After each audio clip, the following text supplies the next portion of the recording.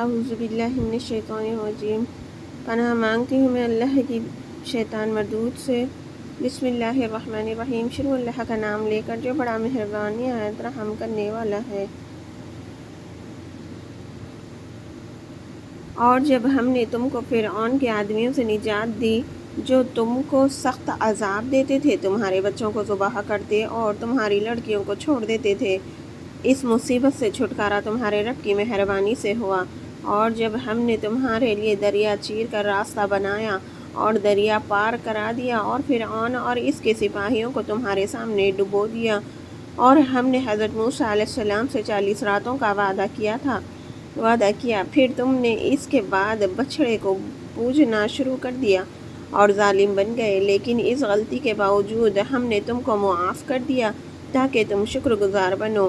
اور ہم نے موسیٰ علیہ السلام کو تمہاری ہدایت کے لیے کتاب اور قانون فیصل دیے۔ اور جب موسیٰ علیہ السلام نے اپنی قوم سے کہا، اے میری قوم، تم نے بچھڑے کو معبود بنا کر اپنے آپ پر بڑا ظلم کیا ہے، لہٰذا تم اپنے پیدا کرنے والے کے سامنے توبہ کرو اور اپنے کو آپس میں قتل کرو جو بچھڑے کی پوجا کیا ہے، اسے قتل کرو، اور تمہاری بہتری اللہ کے نزدیک اسی میں ہے، پھر اس نے تمہاری توبہ قبول کی، وہ توبہ قبول کرنے والا رحم کرنے والا ہے۔ اور جب تم نے کہا کہ ہم اس وقت تک آپ پر ایمان نہیں لائیں گے جب تک اللہ کو اپنی آنکھوں سے نہ دیکھ لیں، اس گستاخی پر تم پر بجلی گری اور تم دیکھتے رہے، پھر ہم نے تمہارے مر جانے کے بعد تم کو زندہ کر دیا تاکہ تم شکر گزار بنو، اور ہم نے تم پر بادل کا سایہ کیا اور تم پر من و سلویٰ اتارا اور کہہ دیا کہ ہماری دی ہوئی پاکیزہ چیزیں کھاؤ۔ انہوں نے ہمارا کوئی نقصان نہیں کیا بلکہ اپنا ہی نقصان کر لیا، اور ہم نے تم سے کہا کہ اس بستی میں داخل ہو جاؤ اور جو کچھ جہاں کہیں سے چاہو کھاؤ اور دروازے میں سجدہ کرتے ہوئے داخل ہو جاؤ، توبہ استغفار کرتے ہوئے، تو ہم نے تمہارے گناہ بخش دیں گے اور نیکی کرنے والوں کو زیادہ دیں گے۔ پھر ان ظالموں نے اس بات کو جو ان سے کہی گئی تھی بدل ڈالی، ہم نے بھی ان ظالموں پر ان کے فسق اور نافرمانی کی وجہ سے آسمانی عذاب نازل کیا۔ اور جب موسیٰ علیہ السلام نے اپنی قوم کے لیے پانی مانگا تو ہم نے کہا کہ اپنی لاٹھی پتھر پر مارو۔ جب موسیٰ علیہ السلام نے پتھر پر لاٹھی ماری تو 12 چشمے پھوٹ نکلے اور ہر جماعت نے اپنا اپنا چشمہ معلوم کر لیا، اور ہم نے کہہ دیا، اللہ تعالیٰ کا رزق کھاؤ پیو اور زمین میں فتنہ فساد نہ پھیلاؤ۔ اور جب تم نے کہا، اے موسیٰ علیہ السلام، ہم ایک ہی قسم کے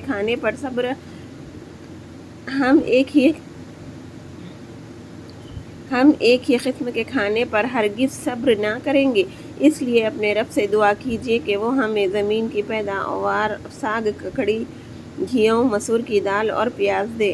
آپ نے فرمایا، بہتر چیز کے بدلے میں ادنا چیز کو کیوں طلب کرتے ہو؟ اچھا، شہر میں جاؤ اور وہاں چاہت کی یہ سب چیزیں ملیں گی۔ ان پر ذلت اور مسکینی ڈال دی گئی اور وہ غضب الہی کے مستحق ہو گئے۔ ایسا اس لیے ہوا کہ یہ لوگ اللہ کی آیات کو نہیں مانتے تھے اور نبیوں کو ناحق قتل کرتے تھے۔ یہ ان کی نافرمانی اور حد سے آگے بڑھ جانے کا نتیجہ ہے۔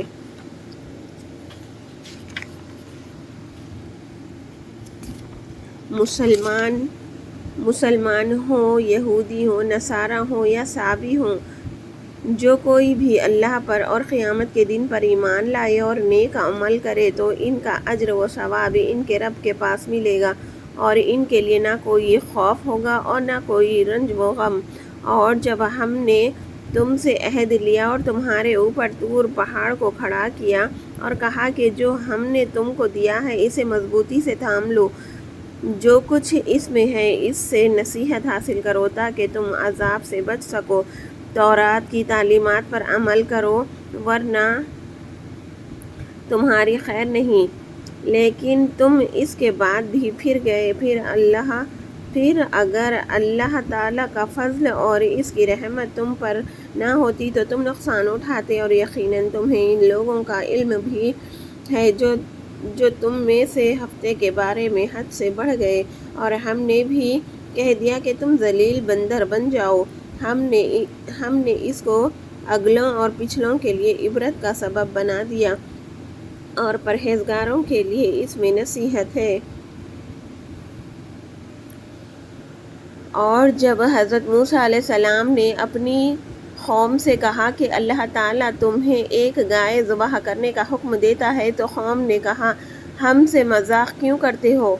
آپ نے جواب دیا کہ میں اللہ کی پناہ مانگتا ہوں کہ میں جاہلوں جیسا کام کروں۔ قوم نے کہا کہ آپ اپنے رب سے دعا کیجئے کہ اللہ تعالیٰ ہمارے لیے اس گائے کے اوصاف بیان کرے۔ آپ نے فرمایا سنو، ایسی گائے ہو نہ بوڑھی ہو اور نہ چھوٹی سی بچی ہو، بلکہ دونوں کے بیچ والی ہو۔ اب جو تمہیں حکم دیا گیا ہے بجا لاؤ۔ وہ پھر کہنے لگے کہ دعا کیجئے اللہ تعالیٰ بیان کرے کہ اس کا رنگ کیسا ہو اور رنگ کیسا ہو۔ آپ نے فرمایا وہ کہتا ہے کہ وہ گائے زرد رنگ کی ہو، خوش رنگ ہو کہ دیکھنے والوں کو بھی بھلی لگے۔ وہ کہنے لگے ہماری خاطر اپنے رب سے دریافت کیجئے کہ اس کے اوصاف کیا ہیں، کیونکہ اس قسم کی گائیں تو بہت ہیں، پتہ نہیں چلتا، اگر اللہ نے چاہا تو ہم اس مرتبہ ٹھیک سمجھ لیں گے۔ آپ نے فرمایا کہ اللہ کا فرمان ہے کہ وہ گائے زمین میں ہل جوتنے والی اور کھیتوں کو پانی پلانے والی نہ ہو، وہ تندرست اور بے داغ ہو۔ تو قوم نے کہا اب آپ نے پوری بات بتا دی ہے۔ بالآخر انہوں نے گائے ذبح کی، جبکہ معلوم ہو رہا تھا کہ وہ ذبح نہیں کریں گے، اور جب تم نے کسی ایک آدمی کو قتل کر ڈالا تو تم ایک دوسرے پر اس کو ڈالنے لگے، اور اللہ تعالیٰ کو اس کا ظاہر کرنا منظور تھا جو تم چھپانا چاہتے تھے۔ پھر ہم نے کہا کہ اس گائے کا ایک ٹکڑا مردے کے جسم پر لگا دو تو وہ زندہ ہوگا۔ اسی طرح اللہ تعالیٰ مردوں کو زندہ کرتا ہے، اور اللہ تعالیٰ اپنی نشانیاں تم کو دکھاتا ہے تاکہ تم عقل و سمجھ سے کام لو۔ پھر اس کے بعد تمہارے دل پتھر جیسے بلکہ اس سے بھی زیادہ سخت ہو گئے۔ بعض پتھروں سے تو نہریں بہہ نکلتی ہیں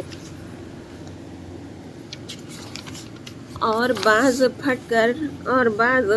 پھٹ جاتے ہیں اور ان سے پانی نکل آتا ہے، اور بعض اللہ کے ڈر سے گر پڑتے ہیں، اور اللہ تعالیٰ تمہارے اعمال سے بے خبر نہیں۔ کیا اب بھی تم امید کرتے ہو کہ تمہارے کہنے سے ایمان لے آئیں گے؟ اور ان میں سے ایک گروہ اللہ کا کلام سنتا تھا، پھر وہ اس کا مطلب بدل ڈالتا تھا جانتے بوجھتے ہوئے۔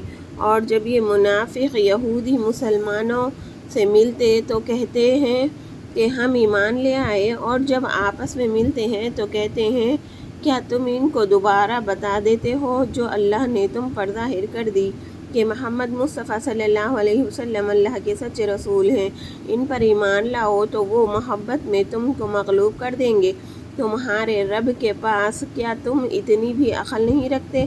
کیا وہ جانتے نہیں کہ اللہ تعالیٰ ہر چیز کو جانتا ہے، جسے وہ چھپاتے ہیں اور جسے وہ ظاہر کرتے ہیں؟ اور ان میں سے ایک گروہ ان پڑھ لوگوں کا ہے جو تورات کا علم نہیں رکھتا سوائے جھوٹی آرزوؤں کے، اور ان لوگوں کے پاس وہم و گمان ہے۔ ان لوگوں کے لیے ہلاکت ہے جو کتاب تورات اپنے ہاتھوں سے لکھتے ہیں اور کہتے ہیں کہ یہی اللہ کی طرف سے نازل شدہ ہے تاکہ اس سے تھوڑے پیسے حاصل کر سکیں۔ بڑی خرابی ہے ان کو اپنے ہاتھ سے لکھتے ہیں، اور بڑی خرابی ہے ان کو جو اس طرح وصول کرتے ہیں۔ لوگ کہتے ہیں کہ ہم تو صرف چند روز جہنم میں رہیں گے، ایک ہفتہ۔ ان سے کہو کیا تمہارے پاس اللہ کا کوئی پرواہ نہ ہے؟ اگر ہے تو اللہ تعالیٰ اپنے وعدے کی خلاف ورزی نہیں کرے گا۔ ایک ہفتے کی سزا کا اللہ نے کوئی وعدہ نہیں کیا ہے، بلکہ تم اللہ کے ذمے وہ باتیں لگاتے ہو جسے تم نہیں جانتے، یقیناً جس نے بھی برے کام کیے اور اس کی نافرمانیوں نے اس کو گھیر لیا وہ ہمیشہ کے لیے جہنمی ہے، اور جو لوگ ایمان لائیں اور نیک عمل اور نیک کام کریں وہ جنتی ہیں جس میں وہ ہمیشہ رہیں گے۔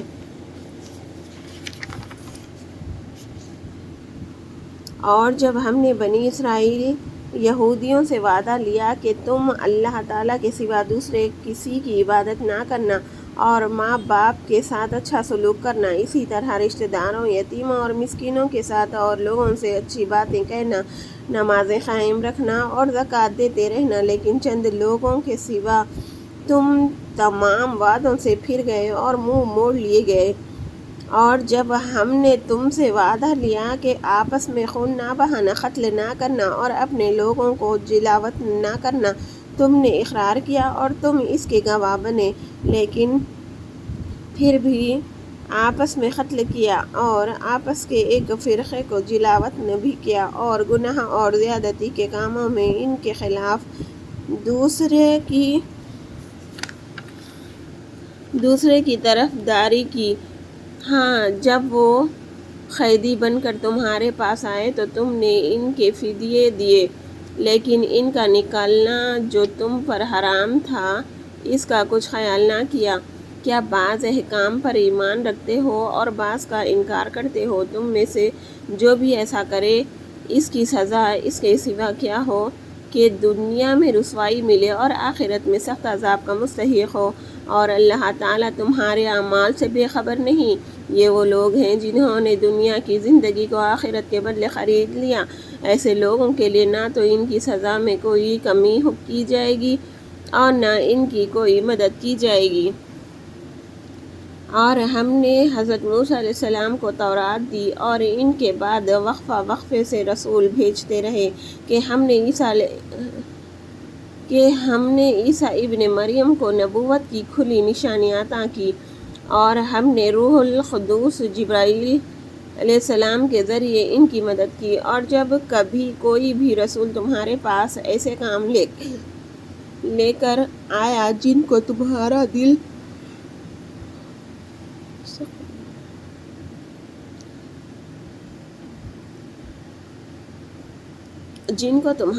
نہ چاہتا تھا تو تکبر کر کے بعض رسولوں کو جھوٹا قرار دیتے اور بعض رسولوں کو قتل کر دیتے تھے۔ اور یہودی بڑے فخر سے کہتے ہیں کہ ہمارے دل غلافوں میں ہیں، بلکہ اللہ نے ان کے کفر کی وجہ سے ان پر مہر لگا دی ہے، لہٰذا بہت ہی کم ایمان لاتے ہیں۔ اور جب ان کے پاس اللہ کی طرف سے کتاب آ گئی جو اس کتاب کی تصدیق کرتی ہے جو ان کے پاس ہے، اور وہ اس سے قبل وہ کفار کے مقابلے میں فتح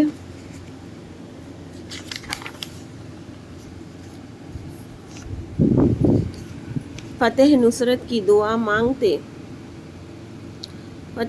کی دعائیں مانگا کرتے تھے، پھر جب ان کے پاس وہ چیز آ گئی جسے انہوں نے پہچان لیا پھر اس کا انکار کر دیا، لہٰذا ایسے کافروں پر اللہ کی لعنت ہے۔ کتنی بری بات ہے کہ انہوں نے اپنے آپ کو بیچا، اس ضد اور حسد کی بنا پر اللہ کی نازل کردہ ہدایت کا انکار کرتے ہیں کہ اللہ نے اپنے فضل سے اپنے جس بندے کو چاہا اس پر نازل کر دیا، لہٰذا اب یہ اللہ کے غضب اور غضب کے مستحق ہو گئے، اور ایسے کافروں کے لیے ذلت کا عذاب ہوگا۔ اور جب ان سے کہا جاتا ہے کہ اللہ نے جو کتاب اتاری ہے اس پر ایمان لاؤ تو کہتے ہیں ہم اس پر ایمان لاتے ہیں جو ہم پر نازل ہوئی، اور جو کچھ اس کے علاوہ ہے اسے نہیں مانتے، حالانکہ وہ برحق ہے جو اس کتاب کی تصدیق کرتی ہے جو ان کے پاس ہے۔ آپ پوچھئے اگر تم ایمان لانے والے ہو تو اس سے قبل اللہ کے نبیوں کو کیوں قتل کرتے رہے ہو؟ تمہارے پاس حضرت موسیٰ علیہ السلام کتنے واضح معجزے لے کر آئے تھے، پھر تم نے ان کی غیر موجودگی میں بچھڑے کو معبود بنا لیا، اور تم ہو ہی ظالم لوگ۔ اور جب ہم نے کوہ طور کو تمہارے اوپر اٹھا کر تم سے اقرار لیا کہ جو کتاب ہم تم کو دیے ہیں اس پر مضبوطی سے عمل کرنا اور غور سے سننا۔ تمہارے اسلاف کہنے لگے ہم نے سن لیا، اور دل میں کہا ہم مانیں گے نہیں۔ ان کے کفر کی وجہ سے بچھڑے کی پرستش ان کے دلوں میں رچ بس گئی۔ آپ ان سے کہہ دیجئے کہ وہ اعمال بہت برے ہیں جن کی تعلیم تمہارا ایمان دے رہا ہے۔ اگر تم حقیقت میں ایمان والے ہو تو برے اعمال نہیں کرنا چاہیے۔ آپ کہہ دیجئے کہ اگر آخرت کا گھر صرف تمہارے ہی لیے ہے، اللہ کے نزدیک اور کسی کے لیے نہیں، تو آؤ اپنی سچائی کے ثبوت میں موت طلب کرو اگر جنت کے حقدار ہو تو۔ لیکن یہ لوگ موت کی تمنا کبھی نہیں کریں گے۔ وجہ یہ کہ انہوں نے گناہوں کے کام آگے بھیجے، گناہ کے کام کیے ہیں، اور اللہ ظالموں کو خوب جانتا ہے۔ اور آپ ان لوگوں کو زندہ رہنے کے لیے زیادہ حریص پائیں گے، حتیٰ کہ مشرکوں سے بھی ان میں کا ہر شخص چاہتا ہے کہ اسے 1000 سال کی زندگی ملے، اور اگر اسے اتنی لمبی عمر مل جائے تو یہ لمبی زندگی اسے عذاب سے نہ بچا سکے گی۔ اور اللہ خوب دیکھنے والا ہے جو وہ کر رہے ہیں۔ صدق اللہ العلی العظیم۔